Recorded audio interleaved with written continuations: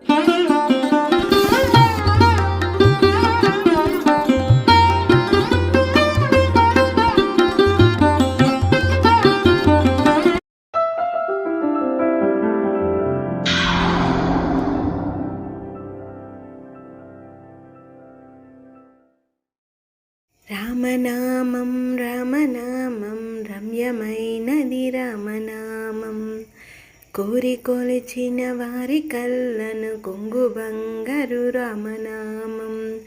రామనామం రామనామం రమ్యమైనది రామనామం, అండపిండ బ్రహ్మండమంతయున్ నిండియున్నది రామనామం. రామనామం రామనామం రమ్యమైనది రామనామం. జై Shri Rama. Welcome back to our channel Padma Venky daily vlogs. అందరూ బాగున్నారా? అందరూ బాగుండాలని దేవుడికి మనస్ఫూర్తిగా కోరుకుంటున్నాను. మీరందరూ కూడా ఎలా ఉన్నారు ఏంటి అనేది కామెంట్ చేయండి. ఎవరైనా మన ఛానల్ని కొత్తగా చూస్తున్నట్టుంటే ప్లీజ్ సబ్స్క్రైబ్ చేసి సపోర్ట్ చేస్తారని మనస్ఫూర్తిగా కోరుకుంటున్నాను. నా వైపు నుంచి చిన్న రిక్వెస్ట్, మీకు వీడియో బాగుంది నచ్చింది అని మీ మనసుగా అనిపిస్తే తప్పకుండా లైక్ చేయడం మర్చిపోకండి. వీడియో అయితే చాలా బాగుంటుంది. వీడియోని ఎక్కడ కూడా స్కిప్ చేయకుండా చివరి వరకు చూస్తారని మనస్ఫూర్తిగా కోరుకుంటున్నాను. ఏంటి ఇక్కడ గడప పూజ చూపిస్తూ స్టార్టింగ్లో రామ కీర్తన చేశాను, రామ పాట పాడుకున్నాను అని అనుకుంటున్నారా? మనకి ఏ పండుగ అయినా, ఏ రోజైనా, ఏ సందర్భమైనా మన చుట్టూ ఉన్న మనుషులతోనే ముడిపడి ఉంటుంది. ఆ రోజు అది చేస్తున్నాము అంటే మన వాళ్ళు మనకి గుర్తు వస్తూ ఉంటారు. ఈరోజు మా ఇంటికి రాముల వారు వస్తున్నారు. ఏడాదికి ఒక్కసారి ఈ పండగని అంగరంగ వైభవంగా కన్నుల పండగగా జరుపుకునే ఈ పండగ ఏడాదికి ఒక్కసారి వస్తుంది. ఆ రాముల వారిని మా ఇంటికి స్వాగతం చెప్పుకుంటూ పూజనైతే భక్తి శ్రద్ధలతో చేసేసుకోవాలని ఫస్ట్ స్వామివారికి మనస్ఫూర్తిగా ఒక నమస్కారం చేసుకొని పూజనైతే ప్రారంభించేసుకున్నాము. ఫస్ట్ మనం ఏ పూజ చేసుకున్నా కూడా ఎటువంటి విఘ్నాలు లేకుండా ఆ పూజను అనేది భక్తి శ్రద్ధలతో ఏకాగ్రతతో చేసుకోవాలని ఆ విఘ్నేశ్వరుడికి ఒక నమస్కారం చేసుకొని పూజనైతే ప్రారంభించేసుకోవాలి. ఈరోజు మీతో ఒక విషయాన్ని షేర్ చేసేసుకోవాలి అని అనుకుంటున్నాను.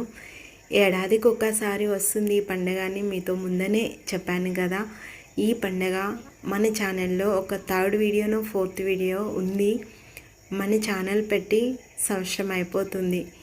వీడియోస్కి సపోర్ట్ చేస్తారని, మీ ప్రేమ ఆదరణ నాకు అందిస్తారని, మీ ప్రేమని ఒక కామెంట్ రూపంలో తెలియపరుస్తారని మనస్ఫూర్తిగా కోరుకుంటున్నాను. మీరు పెట్టే ఒక కామెంటు నాకు ఎంతో తృప్తినిస్తుంది. ఇంకొక వీడియో చేయాలని ఒక మోటివేషన్ ఇస్తుంది. నా వీడియోస్ కూడా మీకు నచ్చుతున్నాయని ఒక సంతృప్తిని అయితే ఇస్తుంది.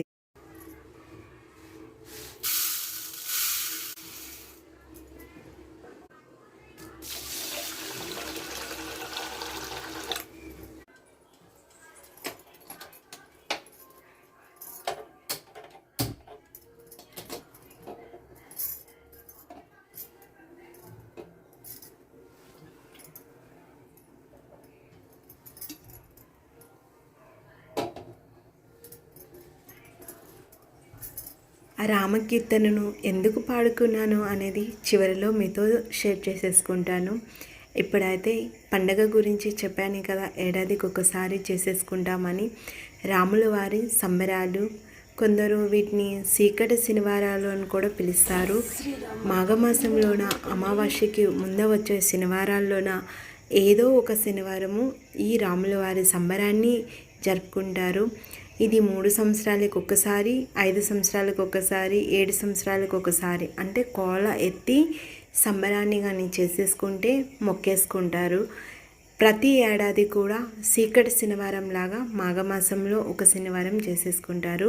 నేనైతే మొన్న శనివారం చేసేసుకున్నాను. చక్కగా పీఠాన్ని అయితే శుభ్రం చేసుకొని పద్మ ముగ్గు వేసుకొని స్వామివారిని అక్కడ ఆహ్వానం చెప్పి కూర్చోబెట్టేసుకున్నాను. ఇక్కడైతే స్వామివారి నైవేద్యం కోసం పరమాన్నం చేసుకుంటున్నాము. ఈ పరమాన్నము మనం పాలతో చేసుకుంటాం కదా. స్వామివారికి ఏ పరమాన్నం అని ఇష్టమని కానీ దీని ప్రత్యేకత మనము ఓన్లీ వాటర్ పోసుకొని పరమాన్నాన్ని తయారు చేసేసుకోవాలి. ఇక్కడైతే బెల్లము వేసి ఉడికించుకుంటున్నాను. నెయ్యి యాలకులు వేసుకొని పరమాన్నాన్ని రెడీ చేసేసుకుంటున్నాను. మనము నైవేద్యాలు చేసేసుకుంటాం కదా పూజలప్పుడు, అందులో స్వామివారికి పరమాన్నం నైవేద్యం ఉంది అంటే ఫస్ట్ ఆ నైవేద్యానితో మనం మొదలు పెడితే తర్వాత నైవేద్యాలు అన్నింటినీ చేసుకుంటే చాలా మంచిదంట. అందుకోసమని ఇక్కడ పరమాన్నాన్ని ఫస్ట్ పెట్టుకొని నైవేద్యం అయితే చేసేసుకుంటున్నాను. ఒకవైపు నైవేద్యం చేసుకుంటూ ఇంట్లో దీపారాధన, తులసమ్మ దగ్గర గడప పూజ అన్నింటినీ కూడా ఒక్కొక్కటిగా చేసేసుకుంటున్నాను. ఇది సాయంకాలం సమయంలో ఈ స్వాముల వారిది సీకటి శనివారం చేసేసుకుంటారు. అంటే ఆవులు ఇంటికి వచ్చే సమయం అంటారే కదా, సంధ్యా సమయం 5:30 నుంచి స్టార్ట్ చేసి పూజ అయ్యేంత వరకు మనకి ఎంత టైం అయినా అది మన ఓపిక, భక్తి శ్రద్ధలతోని స్వామివారికి శ్లోకాలు చెప్పుకోవచ్చు, మంత్రాలు చదువుకోవచ్చు, భజన చేయొచ్చు. ఏనైనా మన ఇష్టం, అది మన శక్తి కొద్దీ మన ఓపిక కొద్దీ స్వామివారికి ఎంతసేపు అయినా పూజ చేసుకోవచ్చు. ఇంతసేపే చేసేసుకోవాలి, ఇలానే చేసేసుకోవాలి అని ఎక్కడా లేదు. మన సాంప్రదాయం ఎలా అయితే ఉందో అలాగా చేసేసుకోవచ్చు. తులసి పూజ అయిపోయినాక ఇక్కడ స్వామివారికి పీఠం పెట్టుకొని తులసి మాలను, పూలమాలను నేనే కట్టేసుకున్నాను. స్వామివారికి ఆ రెండు వేయంగానే చూడండి ఎంత అందం అనిపిస్తుందో కదా. ఈ స్వామిల వారి పూజకి మనకి వెండి దీపాలు, ఇత్తడి దీపాలు, ఏ దీపాలు ఉన్నా సరే మట్టి దీపంలోనే మనం అనేది దీపారాధన చేసేసుకోవాలంట. ఇది మా అత్తమ్మ వాళ్ళు చెప్పినది. అందుకోసం మట్టి దీపము, కొత్త దీపం తెచ్చేసుకోవాలి. ఒకసారి దీపారాధన చేసుకునే దీపాన్ని మళ్ళీ ఎప్పుడూ కూడా వినియోగించుకోకూడదంట. ఇక్కడైతే కొత్త దీపాన్ని తెచ్చుకొని చక్కగా కడిగి గంధము కుంకుమతో బొట్లు పెట్టుకొని నూనెనైతే వడ్డించుకున్నాను. తర్వాత 3 ఒత్తులు కలిపి ఒక ఏకవత్తిగా వేసేసుకున్నాను. ఇక్కడ చెరుకు గడలు అయితే చెరుకు మీద తోలు ఉంటుంది కదా, అది తీస్తూ ఉన్నాను. ఈ నైవేద్యము స్వామివారికి చాలా ఇష్టమంట. వడపప్పు ముందనే నానబెట్టుకున్నాను కదా, నానిపోయింది. చెరుకు గడలు, చిలగడ దుంపలు అంటారు, వీటిని స్వీట్ పొటాటో అని కూడా అంటారు. అది బెల్లము అన్నీ వేసి స్వామివారికి నైవేద్యంగా పెడితే చాలా ఇష్టమంట. రాముల వారికి పానకం అంటే ఇష్టము. చలివిడి, పానకం, పెసరపప్పు ఇవన్నీ కూడా పెట్టేసుకుంటారు. కాకపోతే ఈ సీకటి శనివారం రోజున సలివిడి అయితే చేసుకోరంట. ఓన్లీ పానకం, వడపప్పు, మన శక్తి కొద్దీ ఎన్ని నైవేద్యాలను అయితే పెట్టేసుకోగలమో అన్ని నైవేద్యాలు పెట్టేసుకోవాలి. పరమాన్నం ఒక్కొక్క దీనికి ఒక్కొక్క ఆచారం ఉంటుంది, ఒక్కొక్క పద్ధతి ఉంటుంది. వినాశాయ దీప జ్యోతి నమోస్తుతే. జై శ్రీరామ, జై శ్రీరామ్, జై శ్రీరామ్, జై శ్రీరామ్, జై శ్రీరామ్, జై శ్రీరామ్. బ్రాహ్మీ ముహూర్తంలో నిద్ర లేచి లేవంగానే స్వామికి దీపారాధన చేసేటప్పుడే, స్వామి నేను ఉపవాసం ఉంటున్నాను, భక్తి శ్రద్ధలతో ఏకాగ్రతతో ఈ రోజంతా కూడా నీ రామనామం చెప్పుకుంటూ ప్రతి పనిని కూడా చేసుకునే విధంగా, సాయంకాలం నీ పూజని చేసుకునే విధంగా ఆశీర్వదించు తండ్రి అని ఒక నమస్కారం పెట్టుకొని ఉపవాసాన్ని మనం స్వామివారికి చెప్పి ఇంకా ఉపవాసం ఉండొచ్చంట. నేనైతే స్వామివారికి అలా నమస్కారం చేసుకొని ఉపవాసాన్ని అయితే ఉన్నాను. ఆ రోజు సాయంకాలం ఈ పూజ అనేది చేసేసుకోవాలి. నేను 5:30 అంతా పూజని స్టార్ట్ చేస్తే రాత్రి 9-9:30 వరకు అయిపోయింది. దీపం పెట్టే శ్లోకం ఉంటుంది కదా, అది చెప్పుకుంటూ దీపారాధన అయితే చేసేసుకొని స్వామివారికి పువ్వులతో అందంగా అలంకరించేసుకున్నాను. మా పిల్లలు నేను కలిసి పూజను అయితే చేసేసుకున్నాము.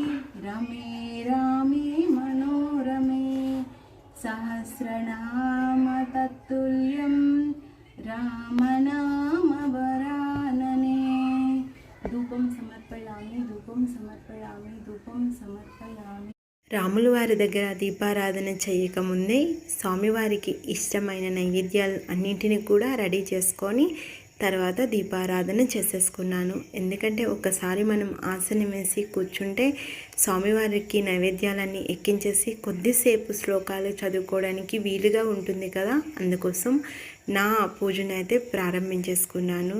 4 గంటలకంతా స్నానం చేసుకొని ఒక్కొక్క పనిగా చేసేసుకుంటూ స్వామివారికి అన్నీ కూడా రెడీ చేసేసుకున్నాను. ఇక్కడైతే పానకం, వడపప్పు, మన శక్తి కొలది ఒక 5 రకాలైన 3 రకాలైన నైవేద్యాలని పెట్టేసుకోవచ్చు. ఇంకా ఎన్ని రకాలైన పెట్టుకోవచ్చు, 9 రకాలైన.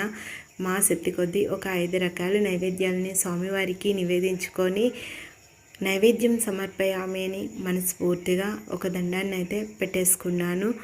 ఇక్కడ ఈ పూజకుండే ప్రత్యేకత ఏంటంటే మనం కొబ్బరికాయ అన్ని పూజలకి కొట్టి పెట్టుకుంటాము.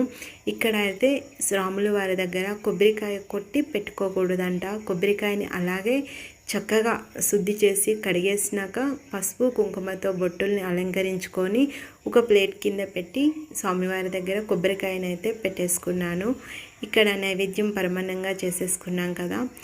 ఇస్తిరాకు అంటారు కదా, అరిటాకులో అయినా ఇస్తిరాకులో అయినా నైవేద్యం పెట్టుకొని స్వామివారికి చూపిస్తూ నివేదించి నైవేద్యం సమర్పయామి అని మనసులో ఒక 3 సార్లు చెప్పుకుంటూ స్వామివారికి అన్ని నైవేద్యాలు కూడా ఒక్కొక్కటిగా పెట్టేసుకున్నాను. దాతారం సర్వసంపదారామం లోకాభిరామం శ్రీరామం భూయో భూయో నమామ్యహం. రామాయ రామభద్రాయ రామచంద్రాయ వేదసే రఘునాథాయ నాదాయ సీతాయ పతయే నమః. శ్రీరామ రామ రఘునందన రామ రామ శ్రీరామ రామ భరతాగ్నజ రామ రామ శ్రీరామ రామ రణకింకష రామ రామ శ్రీరామ రామ శరణం భవ రామ రామ శ్రీరామచంద్ర శరణం మనసా స్మరామి శ్రీరామచంద్ర శరణం వచసా గుణామి శ్రీరామచంద్ర శరణం శిరసా నమామి శ్రీరామచంద్ర శరణం శరణం ప్రపద్యే. మాతా రామం మత్తితా రామచంద్ర స్వామి రామం మత్స్యకా రామచంద్ర సర్వస్మే రామచంద్రో దయాళు నాణ్యం జానే నైవ జానే న జానే. దక్షిణే లక్ష్మణో యశ వామేత జనకాత్మజా పురతో మారుతిర్యశతం వందే రఘునందనం. లోకాభిరామం రణంగధీరం రాజీవనేత్రం రఘువంశనాదం కారుణ్యరూపం కరుణాకరంతం శ్రీరామచంద్రం శరణం ప్రపద్యే. మనోజపం మారుతతుల్యవేగం జితేంద్రియం బుద్ధిమతాం వరిష్టం వాతాత్మజం వారణయోధముఖ్యం శ్రీరామదూతం శిరసా నమామి. ఆంజనేయమతిపాటలాలనం కాంచనాద్రికమనీయ విగ్రహం పారిజాత పరమూలలోచనం భావయామి పావననందనం. ఎత్ర ఎత్ర రఘునాథ కీర్తనం తత్ర తత్ర కుతుమస్సు కాంజనం వర్షవారి పరిపూర్ణలోచనం మారుతియం నమత రక్షకాంతకం.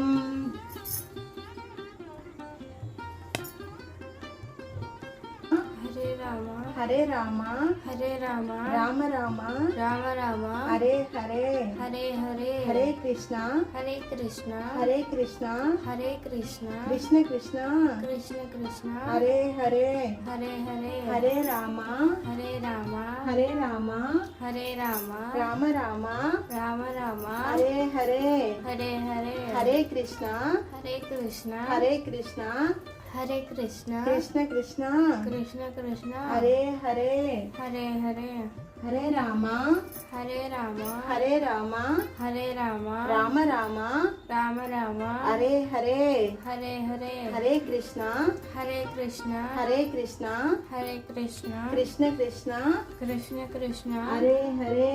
హరే రామరక్షా స్తోత్రం ఉంటుంది కదా, అది చదువుకుంటూ పూజనైతే చేసేసుకున్నాను. మా పిల్లల చేతి కూడా చిన్న చిన్న శ్లోకాలు చెప్పుకుంటూ పూజనైతే చేసేసుకున్నాము. మా వారు డ్యూటీకి వెళ్ళారు, వస్తున్నారు. గోవింద కమలాదలాక్ష గోవింద కామిత ఫలద గోవింద పాపనాశన గోవింద పాహి మురారి గోవింద.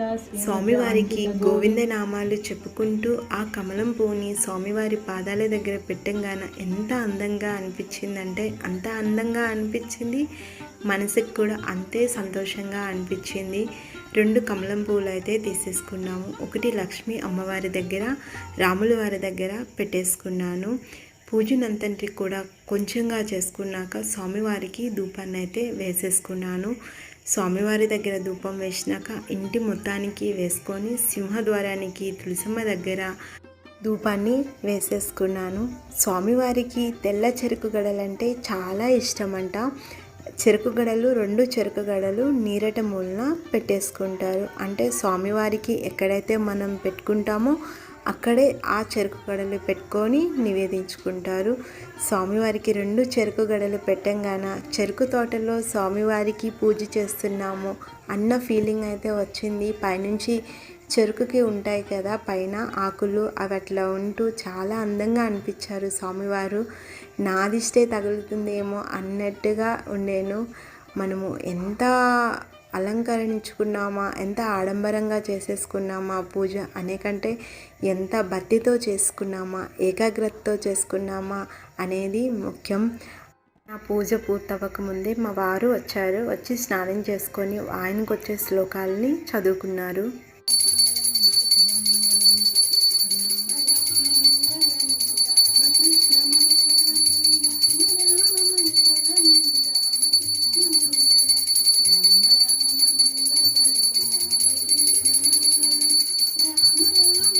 మా వారు వచ్చి పూజ చేసేసుకున్నాక ఇంకా హారతిని అయితే ఇచ్చేసాను. అష్టోత్తర నామాలు తులసి దళాలతో వేసుకుంటూ స్వామివారికి పూజనైతే చేసేసుకున్నాము. మాకు వచ్చే శ్లోకాలు అన్నింటినీ చదువుకొని స్వామివారి దగ్గర కొద్దిసేపు రామకోటిని రాసుకొని కొంచెం సేపు భజన చేసుకొని అంతా పూజనైతే ముగించేసుకున్నాము. నా పూజ ముగించుకునే తర్వాత మా వారి దగ్గర ఆశీర్వాదం అయితే తీసేసుకున్నాను. ఎందుకంటే ఉపవాసం ఉండే రోజుల్లో ప్రతి శుక్రవారం కూడా మన భర్త ఆశీర్వాదం తీసుకుంటే చాలా మంచిదంట. అలాగే మన పిల్లలకు కూడా మన ఆశీర్వాదం ఇప్పుడు కూడా ఉండాలి.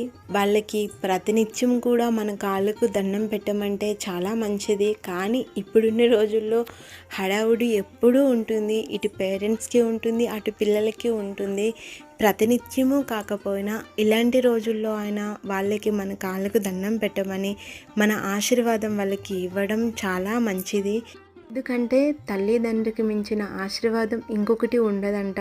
ఎందుకంటే మన పిల్లల శ్రేయస్సు కోరుకునేది మనమే కాబట్టి వాళ్ళు మంచి అభివృద్ధి చెందాలి, ఆరోగ్యంగా ఉండాలి, బాగా చదువుకోవాలని ఎప్పుడూ కోరుకుంటాం కదా. అలాగే మన ఆశీర్వాదం ఎప్పుడూ వాళ్ళకి ఉంటే వాళ్ళు ఎప్పుడూ కూడా ఆరోగ్యంగా ఉంటారని మన పెద్దవాళ్ళు చెప్తున్నారు. ఇక్కడైతే నా పూజని ముగించేసుకున్నాను. ఈ సంవత్సరం పూజ చేసుకునే అదృష్టం కలిగినందుకు స్వామివారికి శతకోటి ధన్యవాదాలనైతే చెప్పేసుకున్నాను. మనస్ఫూర్తిగా పూజనైతే చేసేసుకున్నాము. ఈ వీడియో మీకు నచ్చిందనే అనుకుంటున్నాను. నచ్చినట్టుంటే ప్లీజ్ లైక్ చేయండి. మీరు చేసే లైక్ వల్ల ఈ వీడియో ఇంకొక 10 మందికి రీచ్ అవుతుంది. వీడియో ఎలా ఉంది ఏంటి అనేది కామెంట్ చేయండి. ఇప్పటి వరకు వీడియోస్కి సపోర్ట్ చేస్తున్న అందరికీ మనస్ఫూర్తిగా కృతజ్ఞతలు చెప్పుకుంటున్నాను. ఎవరైనా మన ఛానల్ని కొత్తగా చూస్తున్నట్టుంటే ప్లీజ్ సబ్స్క్రైబ్ చేసి వీడియోస్కి సపోర్ట్ చేస్తారని, మీ ప్రేమ ఆదరణ నాకు అందిస్తారని మనస్ఫూర్తిగా కోరుకుంటూ మరొక వీడియోతో మళ్ళీ కలుసుకుందాం.